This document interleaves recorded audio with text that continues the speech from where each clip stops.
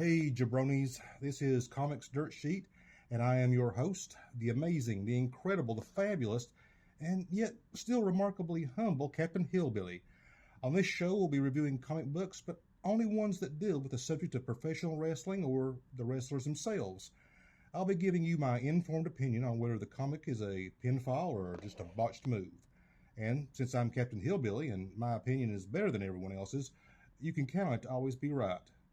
So, let's get to it, and I will see you ringside.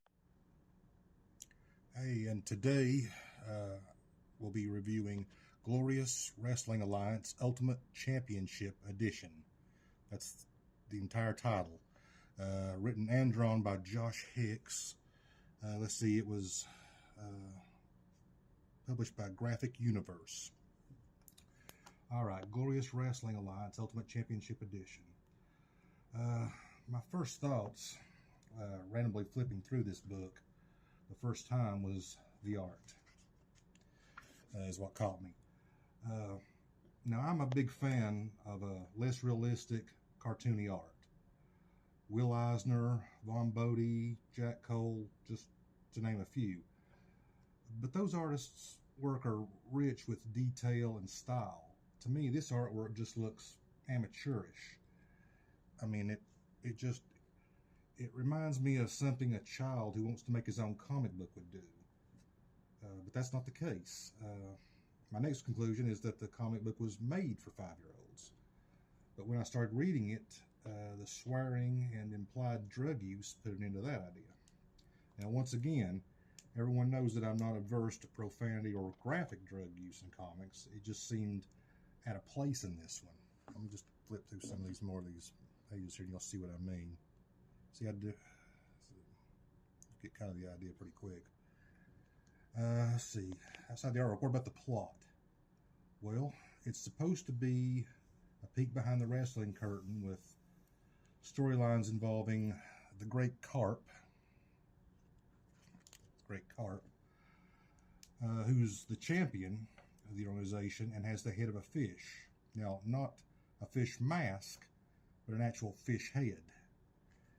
Then there's the gravy train, whose body is actually shaped like a giant gravy boat. And he, for some reason, he always keeps it filled up with gravy, even when he's trying to do a different gimmick. Anyway, and finally, female wrestler Miranda Fury. Now, I started wondering, is this supposed to be a satire or spoof of pro wrestling? And after sitting down and reading the whole book, I'm still not sure. I mean, does the book give you a few laughs? Sure.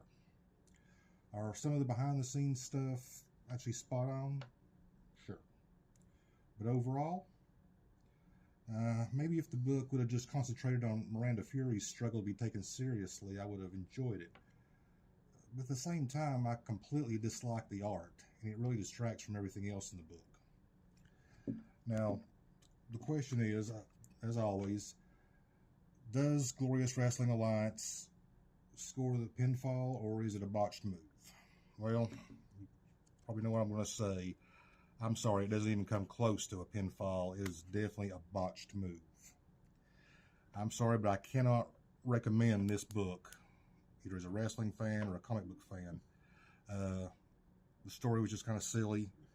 The artwork is, as I said before, just distracting. So I'm sorry, but this one, definitely botched move. Now, you might disagree with me on this, and if you do, which is kind of hard to believe, because, I mean, that would be like saying that Captain R.W. Hillbilly is wrong, or even more ridiculous, you know more than I do. But if you do think that, ridiculous as it may seem, make sure to leave a comment, and I'll look at it. I may not agree with it, but I'll look at it. Leave a comment. Plus, if you want to see this channel continue, make sure to hit like and subscribe. Well, that's all for this time. We'll see you next episode.